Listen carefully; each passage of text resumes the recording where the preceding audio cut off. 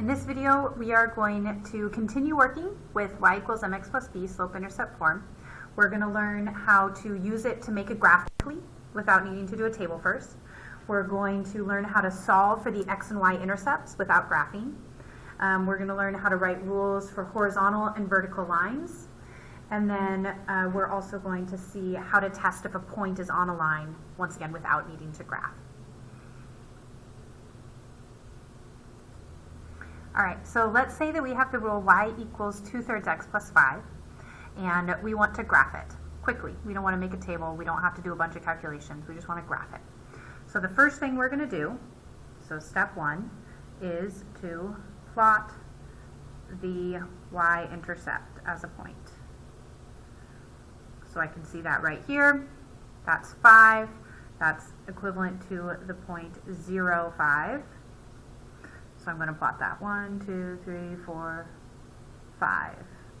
You're doing this with me. If you don't have your graph set up yet, pause, get this all set up, and then graph with me, please.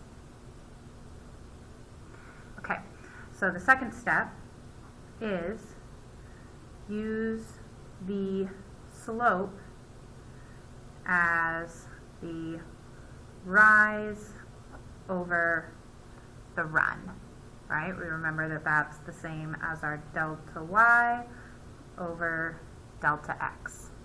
So in this case, it is 2, 3. So that means we go up 2 and over 3. We're rising 2 and then going over 3. So I'm going to go up 1, 2, and then over 1, 2, 3. Now, I've sort of run out of room on this graph, so I might need to do the same steps backwards. That's fine. 1, 2, 1, 2, 3. Rise of 2, run of 3, because my slope is 2/3. Once I have enough points, maybe I'll do one more. Down 2, back 3.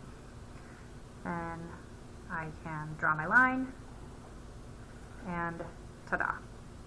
I'm going to give you another one to try on your own. All right, go ahead and sketch out another graph, please. And this time I want you to graph y equals negative 1/3 x plus 2. Give it your best shot, and then press play again once you've got it. So on this one, hopefully you started at 0, 2, and then went down 1 over 3. Because our slope of negative 1/3, that's the same as having a rise of negative 1 and a run of 3. And then I can do it again, and maybe I'll go backwards, like so. Use my ruler, and ta-da, it's beautiful. So next, let's talk about solving for intercepts.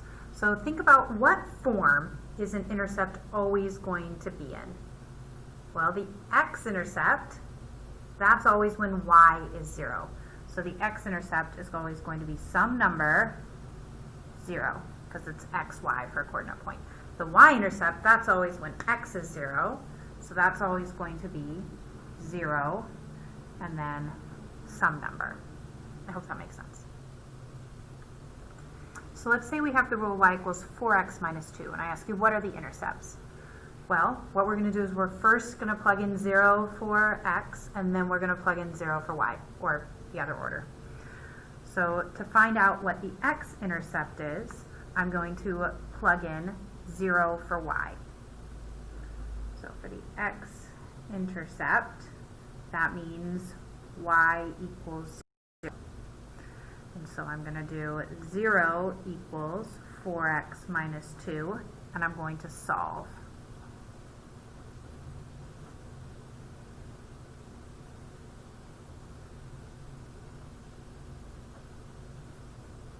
So that gives me x equals 1/2. So that means that my x-intercept is 1/2, 0. To do my y-intercept, I'm going to do the same thing, except I'm going to plug in 0 for x. So, and you might be thinking, wait a minute, isn't the y-intercept really easy? Yes, it is. but I'm showing you so that you see the connection between these two different methods. Okay, so we're going to do, this time I'm plugging in x is 0, so I'm going to keep y equals 4 times 0 minus 2, and so y equals 4 times 0 is 0, minus 2 is negative 2.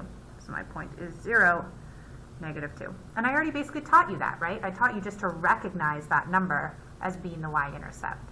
But this is why that's true, because if you plug in 0 for x, that gives you the y equals negative 2. And the cool thing about this method is that it works even if it's not written in slope-intercept format. So for example, this equation right here, this is written in what's called standard form. And we're going to have a whole video on that later. But for right now, I want you to see I want you to try by plugging in first y and then x to solve for your x and y intercepts. What are the intercepts? Do it now. So for my x-intercept, I got 7/3 0, because I plugged in 0 for y, solve for x.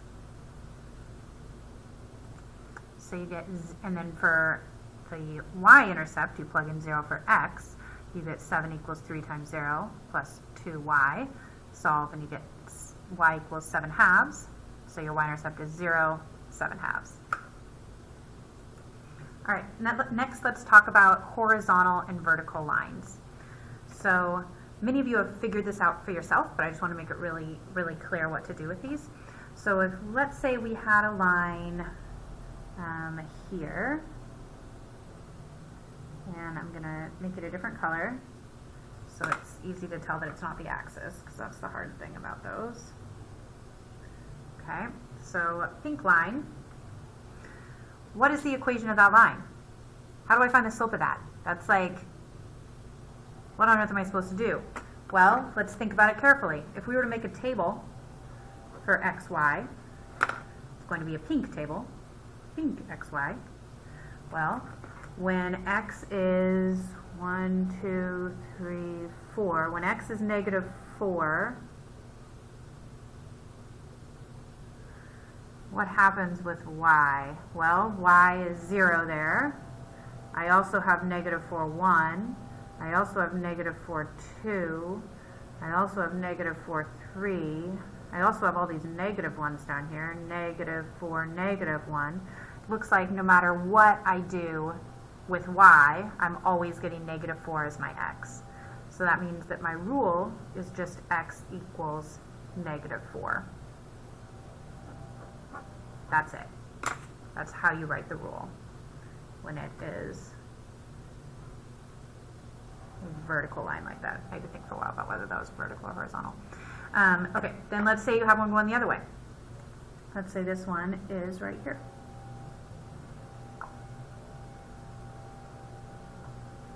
Okay, we'll make that one yellow.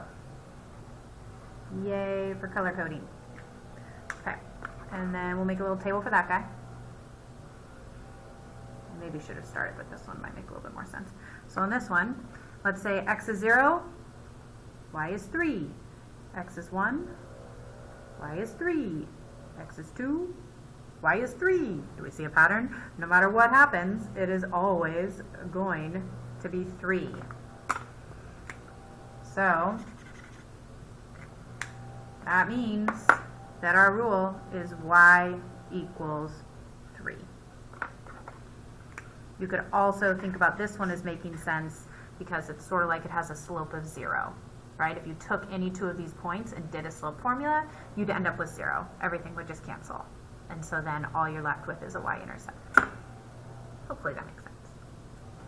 Okay, and the final idea is how to test to see if a point is actually on a line. So let's say we have the line y equals negative 1/2 x minus 4. And I want to know, I'm going to give you 2 points. I want to know, is 6 negative 7 on the line? And I want to know, is negative 2, 1 on the line? So to do that, you're just going to plug each of them in. And so we're going to remember that coordinates are always written x, y. And so I'm going to replace the x with a 6, and I'm going to replace the y with a negative 7. So we're doing the first one first. 1, 2. So for number 1, we're going to do, let's see, I usually write it up above just to help my brain. So that means y is negative 7. So negative 7 equals negative 1/2 times 6 minus 4. I just replaced the y in place of the y, the x in place of the x, and now I'm going to simplify. So negative 7 equals, what's negative 1/2 times 6? That's negative 3. You could also do your multiplying fractions dealio, right? 1 times 6 is 6, 2 times 1 is 2, 6 divided by 2 is 3. So we've got negative 3 minus 4, negative 7 equals, negative 3 minus 4 is negative 7. Woohoo! So we say yes. 6, negative 7 is on the line because it worked. So then let's try the next one. Let's do negative 2, 1. Negative 2, 1. That's my x and my y. And my rule, once again, is y equals negative 1/2 x minus 4. So my y is 1, so I do 1 equals negative 1/2, and then my x is negative 2, and then minus 4. So then I test this and I see if it works. So 1 equals negative 1/2 times negative 2, that's going to be a positive 1, minus 4, and that does not work because 1 does not equal negative 3. So we say no, negative 2, 1 is not on the line. All right, finally for your practice problem, I want you to find the x and y intercepts of y equals negative 10x plus 5. Please enter both of those coordinates into the text submission box on Canvas.